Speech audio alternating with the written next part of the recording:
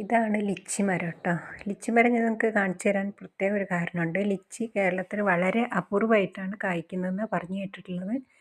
പക്ഷേ ഇത് എനിക്കത്ര വലിയ പുതുമയായിട്ട് തോന്നിയിട്ടില്ലായിരുന്നു. കാരണം എൻ്റെ അമ്മാവൻ്റെ വീടാണിത്. അവിടെ വർഷങ്ങളായിട്ട് ഞാൻ ഈ മരം കാണുന്നുണ്ട്. ഒരുപാട് വർഷം മുമ്പ് തന്നെ കാണുന്നുണ്ട് കേട്ടോ.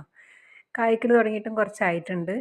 അപ്പോൾ ഇപ്രാവശ്യം പോയപ്പോഴത് നിറച്ചിങ്ങനെ കായ്ച്ച് കിടക്കുന്നത് കണ്ടപ്പോൾ, അതായത് ഒരു കണ്ണിമാങ്ങ പരുവായിട്ടുണ്ട്. കണ്ണിമാങ്ങ പോലെ കായ്ച്ച് നിൽക്കുന്നുണ്ട്. നിറച്ച് അതുപോലെയാണ് ഇതിൻ്റെ കൊലകളൊക്കെ ഉണ്ടാവുക.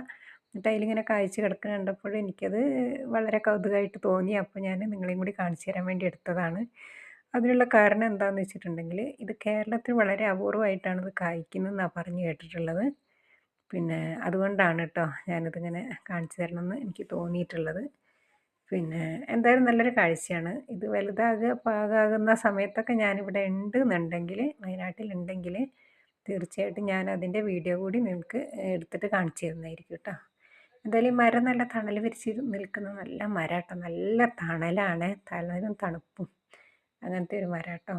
പിന്നെ അതിൻ്റെ ചുവട്ടിൽ തന്നെ ഒരു ഏലത്തൈ കൂടി ഉണ്ട്. ആ ഏലം നിറച്ചും കായ്ച്ച് നിൽക്കുന്ന കണ്ടില്ലേ, നിറച്ചും കായ്ച്ച് നിൽക്കുന്നുണ്ട്. വയനാട്ടുകാർക്കത് വലിയൊരു കാഴ്ചയൊന്നുമല്ല. വയനാട്ടിലെ ഏലം പൊതുവെ കൃഷിയുള്ളതാണ്. എന്നാലും അത് വയനാട്ടിലുകാരല്ലാത്തവർക്ക് കാണിച്ചു തന്നെന്ന് മാത്രമേ ഉള്ളൂ കേട്ടോ. നല്ല രസത്തിൽ ഇങ്ങനെ കായ്ച്ച് നിൽക്കുന്നുണ്ട്.